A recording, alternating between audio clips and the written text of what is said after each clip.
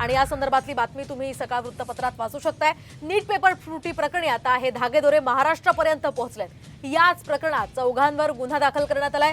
यामध्ये लातूरमधल्या 2 जिल्हा परिषदेचे शिक्षक आणि एका ITI प्रशिक्षकाचा सुद्धा समावेश आहे। तर चौथा संशयित हा दिल्लीतला असल्याची माहिती समोर येते। या प्रकरणी संशयित शिक्षकांचे मोबाईल फोन्स, व्हॉट्सअप चॅट आणि ऑनलाईन पैशांचे व्यवहार तपासल्याची माहिती ATSच्या अधिकाऱ्यांनी दिली आहे। दरम्यान नीट UG परीक्षा घोटाळ्यातील लातूरचे 2 शिक्षक हे धाराशिव मार्गे दिल्लीला पैसे पाठवत असल्याचं ATSच्या प्राथमिक चौकशीत स्पष्ट झालंय। या प्रकरणातील संशयित शिक्षकांच्या बँक खात्याचे व्यवहार आता संशयास्पद असल्याचंही समोर आलंय। नीट UG परीक्षेतील घोटाळ्याचे महाराष्ट्रातील हे धागेदोरे आपण पाहतोय। या पार्श्वभूमीवर या 2 शिक्षकांची माहिती घेतली जाते। यातला एक शिक्षक अजूनही फरार आहे, मात्र एक शिक्षकाच्या तपासादरम्यान ही माहिती सध्या उघड झाली आहे।